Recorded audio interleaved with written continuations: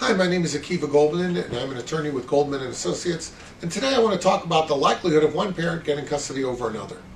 You know, many times we'll get a call from one parent saying, I know there's a bias toward the mom, or I know the dad is going to get the custody more likely because he's, richer. People, you have to understand something. There may be biases, and there may be things that you've heard from friends of yours. They may have experienced some level of bias on their own.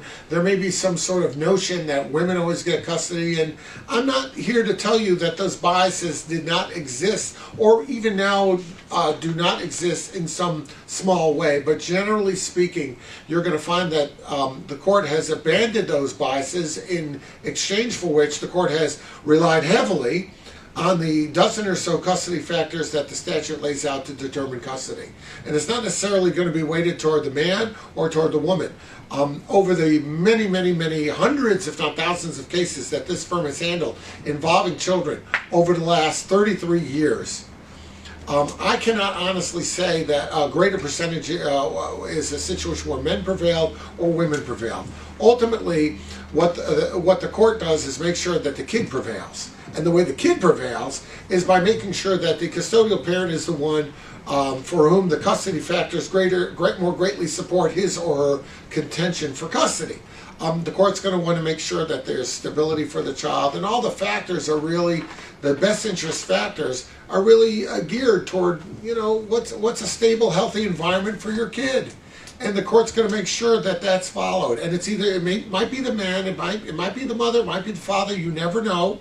But I don't believe that there's a specific bias, sort of court-wide, statewide, nationwide, toward the mom or toward the dad. And I'm not saying it's not impossible that one particular judge in one particular county might have a preconceived notion that men should have the custody or women should have the custody. That can always exist, but in a more global approach, looking at it more generally, I think you're going to find that most judges are not going to make it gender biased.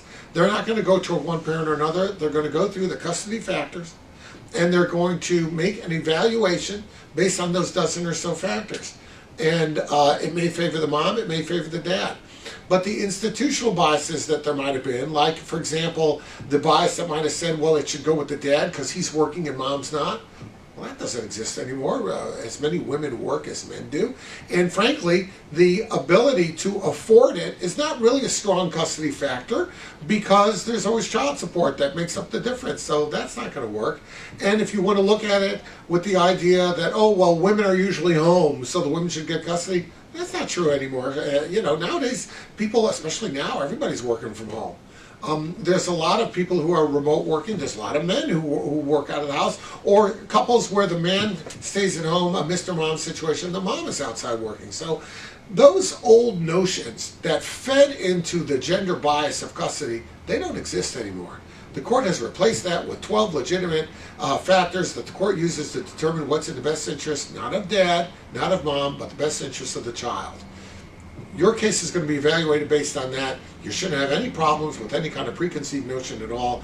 And as far as the question, who usually gets custody, the one who usually gets custody is not determined by gender. The one who usually gets custody is the one who the court decides based on the factors, it's in the best interest of the child, that the child should stay with that parent. That's the one who usually gets custody. If you have questions about that, obviously reach out to us and we'll be glad to help you out.